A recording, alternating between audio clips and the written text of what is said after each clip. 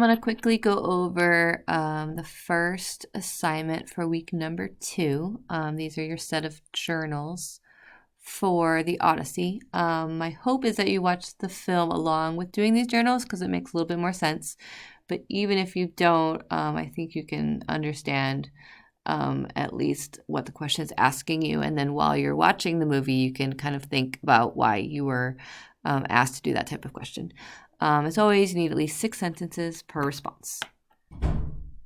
So for the first journal, journal number 45, about 25 minutes into the movie, the official Odyssey starts, meaning that Odysseus and his crewmates have fought in the Trojan War. They were successful.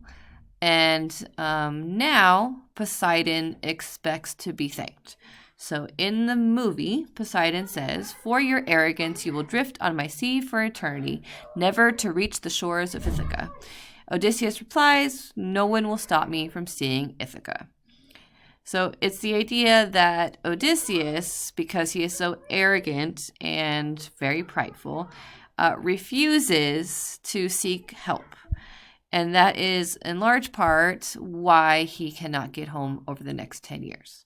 So, the question. Ultimately, Odysseus should learn that life's success often depends on reliance on others. Why is this a difficult concept for many people, especially teenagers and adults? Give some examples. As you continue to watch this movie, one of the most famous parts is the Cyclops, which is also why you're reading that part in the text. He always represents some type of instinct. So we have the angry instinctual demon, which is the Cyclops, versus the enlightened intellectual Odysseus. And who is going to win?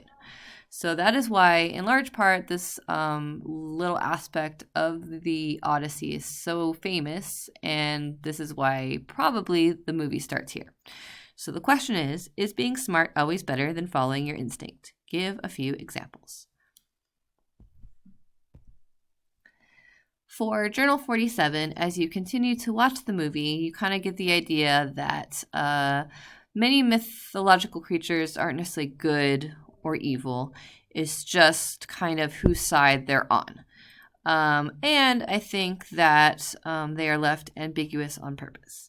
So I said many mythological creatures can be interpreted as good or helpful, beneficial to a hero, until an event or decision resulted in them becoming evil. So do you think that one event or decision can turn a good person into an evil person in real life? Give a few examples.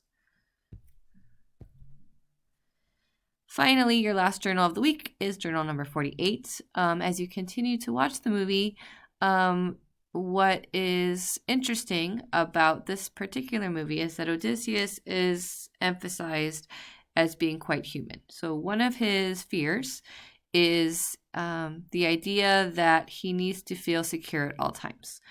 So you'll see that with his crewmates. Later on, you're going to see that with his wife, his son, and everyone around him. So the question is, what fear at this moment do you hope to conquer and why?